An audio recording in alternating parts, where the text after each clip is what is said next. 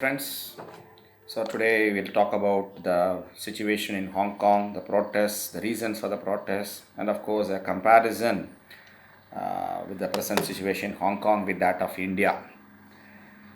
Hong Kong is administered as a special territory in by China under the name of one country, two systems. Same way, the former Portuguese colony of Macau is also administered as a special territory, administrative territory. Hong Kong was a small island. It's originally only an island, which was annexed by the British after the first Opium War in 1842 under the Treaty of Nanking. The Qing emperors in China allowed Britain the complete control over this island, Hong Kong. Later, after the Second Opium War, some territories of the mainland, adjoining territories, Kowloon was also given to Britain. Then in 1898, a 99-year-old lease was signed to get more areas for Hong Kong, administered under Hong Kong. So that 99-year lease came to an end in 1997. And China demanded the return of not only the leased territories but also the Hong Kong Island and Kowloon. But by this time, Hong Kong has been developed by Britain as the financial capital of Asia. So, very successful capitalist economy functions in Hong Kong. Even right now, it is one of the has one of the highest per capita incomes in the world, the most skyscrapers for any city in the world, fourth in the UN HDI index. By all means, a very wealthy territory, and it follows the British system of governance. But Britain became very weak by the end of the 20th century, and China under Deng Xiaoping started the economic reforms in 79, and after 2 decades has been emerging as a new power, major power. So the bargaining power of UK was very less in 1997. So they decided to give it up the whole territory to China. Anyway, the almost all the people of Hong Kong were ethnic Chinese, Han Chinese. So it does not make much of a sense for Britain to hold on to a territory. If not, the mainland China may even take over Hong Kong by force. So instead of that, they negotiated with the Chinese government and signed the agreement and then transferred Hong Kong to China. But for 50 years, it will be governed by a separate law, what is known as the Basic Law of Hong Kong. It will continue to have the same judicial system which follows the common law of England. Its administrative system and political system, economic system will be different that of the mainland China. Though the mainland China will be responsible for its defense and foreign affairs and all that. Uh, so it still follows free capitalism. The Hong Kong is its open atmosphere for doing business. It's headquarters of many companies. It has a very thriving business atmosphere, stock market, financial capital, and all that. And it also allows free dollar trade also, which is very much restricted in mainland China. So for the growing China, which had a great ambition to become a global power, Hong Kong was the locomotive at that time because a tiny dot, Hong Kong, the island of Hong Kong, its economy was almost 20% of the China in 1997, but not now anymore. Now Hong Kong is only around 3% of the China's economy. Hong Kong also has a separate passport. Now it has got around 75 lakh people. Out of that, around 3 lakh people are British nationals, and around 35 lakh people, almost half of them, are British overseas nationals. They are not citizens, but British overseas nationals. So the remaining are majority are Han Chinese, and they are Chinese citizens also. But even they cannot travel free to into mainland China. So they need special permit, not a separate passport, but need a special permit from the Chinese authorities if they want to travel to mainland China. And the same thing is true for Chinese living in mainland China also. They cannot just like that come to Hong Kong. So China has agreed for 50 years to maintain different political. Similarly, Hong Kong doesn't is not ruled by Communist Party directly. Its chief executive, who is appointed by a committee in Beijing, headed by the Chinese Prime Minister, but it is done on the basis of recommendation of a very big electoral college in Hong Kong, 1,200 members, making up of business, industry, and all walks of life in Hong Kong. So, but not is not directly elected, but there are elections being held for a legislature, 70 legislature in Hong Kong, and China also cannot impose any of its laws directly onto Hong Kong. So it has to be done by the Hong Kong legislature. So the political, economic, judicial, administrative systems of Hong Kong is very different from that of mainland China, and this is for 50 years till 2047. Now, of course, the protests have started last year in April 2019. So then the Hong Kong domestic the chief executive said they will enact a law which will allow for extradition of wanted criminals into mainland China. So the many Hong Kongers just rightly felt that the Hong Kong administration chief executive who is appointed by Beijing will extradite many pro-democracy supporters to Beijing to be tried in mainland China, because, as I said, the judiciary in Hong Kong is mostly free and it also works on the basis of English common law, not the Chinese law. So there have been spontaneous protests starting from April 2019, and they continued till December, till the outbreak of the coronavirus.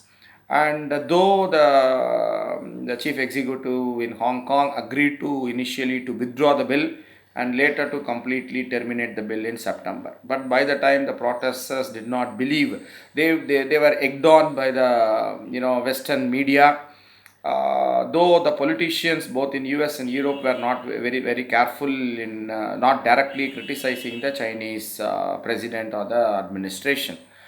So the fear among the present youth is that 2047 is not very far away. Only from 1997 to 47 50-year agreement, almost half is over.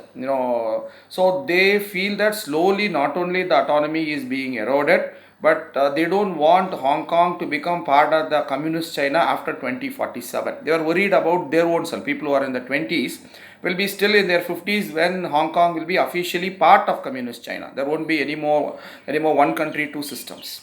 So they are worried about the future of themselves and their children. So they want to enjoy the freedom, what they enjoy, they also want their children and grandchildren to enjoy. So that is where the fear about the future was the reason for the spontaneous protests. But of course, the protests slowly were fizzling out, and they were also protesting against the police brutalities. They wanted direct election to chief executive, and they want all the protesters to be released without any charges and all those. There is a 5 point demand is also there for them, and they say it is non-negotiable and all that. And of course, after a lull, of course, the Chinese government has not learnt from the regime in India, which has used the coronavirus pandemic as an excuse to arrest all the activists, peaceful protesters and activists who have never supported violence, including Pinjra Tod, women activists, even people who are so much caring about a pregnant elephant which died by accident in Kerala, are not bothered about pregnant women for more than 3 months held in jail without bail. The courts being mute spectator. Student activists have been arrested under draconian acts like Sedition Act and Unlawful Activities Prevention Act, and again, as I said, without any proper bail also. And third degree methods have been used on peaceful protesters. Unlike this, the Chinese government was not brilliant enough to arrest the important pro-democracy protesters in Hong Kong. So after China has controlled the epidemic, protests have started in May again. Now their demands are very much different. Now they want complete independence. In fact, couple of 2-3 days back, They held the anniversary candle vigil meeting of 1989 Tiananmen Square protest. Tiananmen was really a tragedy. As a teenager, I still remember that. Of course, that time there was only Doordarshan, there was no other media, and you had to rely only upon newspapers and magazines to understand what is China. But the Tiananmen, hundreds of protesters, probably thousands, were killed when China students, but most of them when tanks were rolled in to control them and all that. But now the demand is being more stringent. If they want outright independence, which of course China will never give, they're making it more difficult for themselves. Because many people support more autonomy and China not to interfere with the administration of Hong Kong, but not majority of the people won't support independence. So the present protests are due to now China last month conducted its annual National People's Congress. That is the name of the parliament. One party rule. Parliament, which rubber stamp whatever the Politburo says, the NPC will do that. That annual session was being held in Beijing. In that, they decided to bypass the basic law in Hong Kong, as the agreement between UK and this thing as in China states that the Hong Kong will be administered through basic law. And Article 23 of the basic law clearly states that Hong Kong legislature will enact laws for the security of Hong Kong. But now China has decided to bypass this Article 23 and decided to take control of the national security. See the word security. This on the same use of such meaningless words like security, people are harassed. Whether it is in India or in China, it remains the same. So national security, under which they are trying to. Things are not very clear because still now the national security law is not yet passed in by the NPC in Beijing. So it is expected that many of the laws which are now implementable in mainland China will be made applicable to Hong Kong, and the national security agencies in China, the police, the secret service, all will be able to operate in Hong Kong freely, and therefore they can monitor the Hong Kong residents.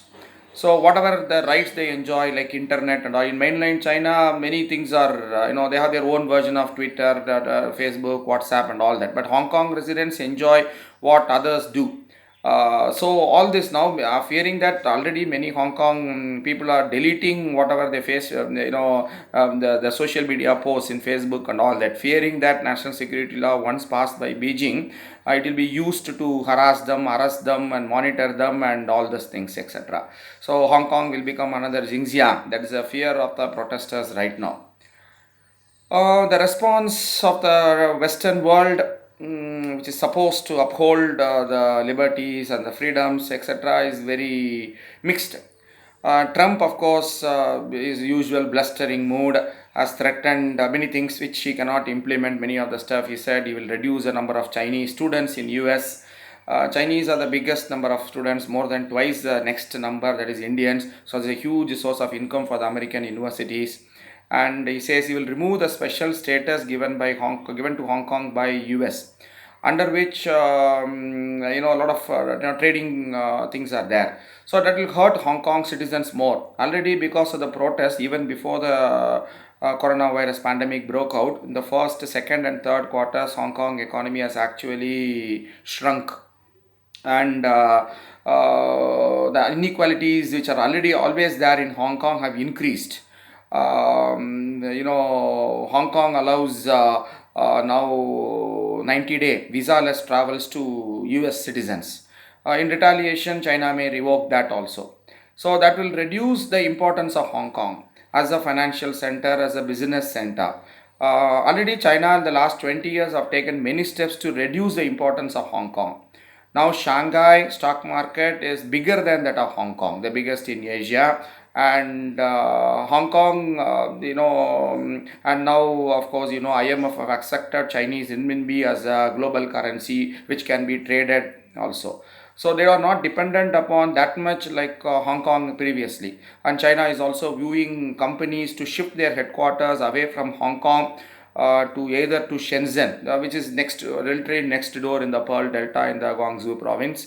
And also R2 in China has also developed just south of Hong Kong in the huge island of Hainan. They have developed a huge special economic zone. So they are encouraging people to shift there. And Trump, of course, already China has decided to go slow in deciding to implement the first phase of the trade agreement they have signed in January, under which they have agreed to import more Chinese agricultural products, particularly beef. And already they have decided last week to decide to go slow. That will hurt Trump electorally because beef is grown mostly by the white farmers in the Midwestern states, and some of the states which has traditionally been Republican or he carried very comfortably in 2000, the last elections in 2016, like Iowa, like Ohio, like Arizona, even Wisconsin, are now up for grabs. Either Trump is trailing or the odds are even right now as per the opinion polls with Joe Biden. So it will hurt his electoral chances more. But you will continue. But Trump, for all his macho image and all his bluster in the media and all, is a coward, outright coward. And most of the fascists are cowards, including Miss Mussolini, Hitler, and the present day fascists also.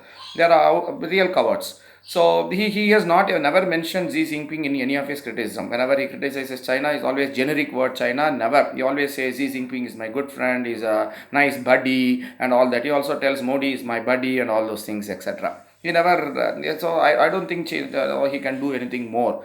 The Europe is very mixed because they know China is rising, they can't control it, and China is their biggest trading partner. They don't want to unnecessarily antagonize China over a trivial issue. Even UK, which is directly involved in Hong Kong as being the previous ruler in 97, which has a moral responsibility, only says that it will enact law which will allow this, as I said, around 3.5 million people are British overseas national. They're not citizens. So it will enact a law which will allow them to come to England and become citizens, and for them to stay in England without a visa initially for 1 year and later become citizens. Only that much can be done because as China has grown so much right now, and China, Hong Kong is a vital thing. It's like Tibet or Xinjiang, the core issue, they will never compromise. It's not like some trading issue which a give and takes are possible. This is not possible. China, in response to the growing unrest, want to stamp its thing. The threat to the protesters, the threat to the freedoms in Hong Kong are for real, knowing the way the totalitarian regime in China operates. But there is very little the protesters themselves can do, or their supporters elsewhere. The media, of course, is fully supporting them. When you see CNN, when you see BBC, even when you see Al Jazeera, they are all supporting the protesters and the right for freedoms and the democracy, whatever little democracy which is there in Hong Kong. But beyond that, the whole world is busy with COVID-19. Europe is just coming out of that. They are relaxing, and now the priority for them is to how to restart the economy. The same thing, US is still having 22, 25,000 people are daily coming out, though the death rate, fatality rate has come down that due to the experience of the doctors in treating that. But still 22, 25,000 people are daily newly infected with the virus. And the priority is again to get started with their economy. And they are also, mired in their own domestic political issue, particularly the upcoming November presidential elections.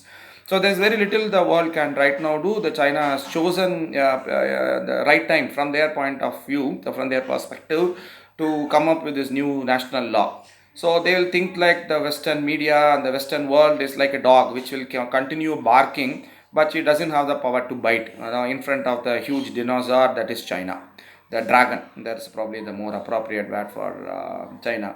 So the same thing, the words what is used by Hong Kong, the media in China to describe the Hong Kong protesters, that they are thugs, that they are terrorists. The same word has been used by Mr. Trump while addressing the media last week in relation with the anti-racist protests in US. The same word he has used, thugs, low people, and he has also threatened to ban Antifa, calling it as a terrorist organization.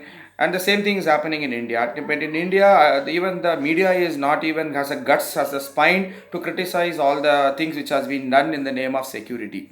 We don't enjoy even rights of the Hong Kong under the basic law. Hong Kong people enjoy the rights of freedom and right of assembly. The same thing is guaranteed to us also under Article 19 of our great constitution. But even peaceful protests are not allowed in India, and peaceful protesters are arrested under the draconian law.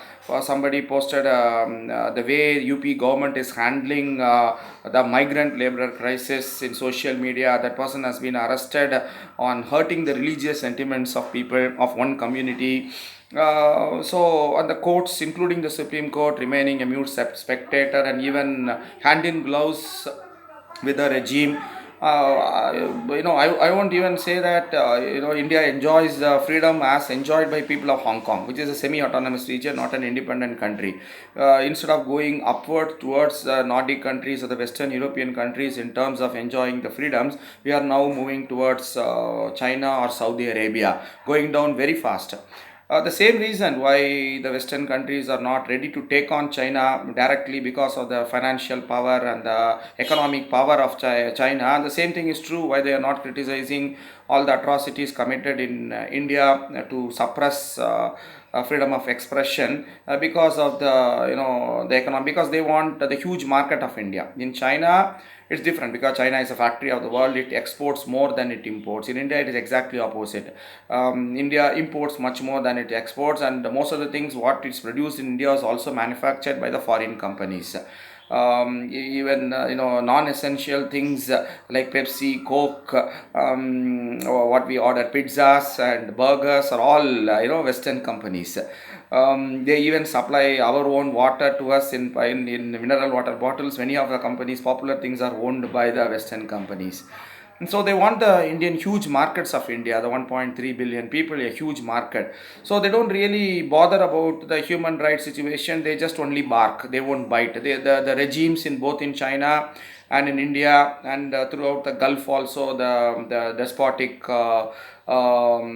regimes, the monarchies of Gulf region also know that. So the Western media keeps barking, but it has and at present the people are bothered more about their own survival in the West rather than bothering about spreading of such rights in other parts of the world. And the governments themselves are not really bothered. They never bothered really. They just play. So that's unfortunately the situation in Hong Kong. The protesters there are fighting a losing battle against the might of the dragon, and China is slowly coming out of the self-imposed cocoon. At long back, Mao said when China became independent, hide your strengths till you are ready. That's what right now is being done right now. Sorry, it was told by Deng Xiaoping, not by Mao. So China, after more than 4 decades of economic reform, is the factory with the highest forex reserves, more than $3 trillion reserves, more than $1 trillion, even American debts, American papers they have issued by Fed Reserves. So they are becoming a world's biggest military power also. So they know that the time has come for them to show their real face. They don't have to be afraid of anybody in the world. So that's the reason they are becoming more and more aggressive. And the Hong Kong protests are not helping themselves by asking for outright independence, rather than negotiating with the Hong Kong government appointed the chief executive, who seems to be a very somewhat more saner lady. It's better to negotiate rather than making impossible demand. That's one of the reasons how Gandhi's tactics with the British Empire, because you can't fight the mighty empire with meager resources, both financial and human. And the capability of people also to suffer the brutality of the state when it is unleashed on unsuspecting population is very limited. So you have to keep your demands to a manageable level. You can't make impossible demands which cannot be met, and therefore the negotiations will fail anyway. That probably the Hong Kong protests are not learning right now. Anyway, I'll come back with maybe a video on India China border problems right now happening in Ladakh maybe tomorrow.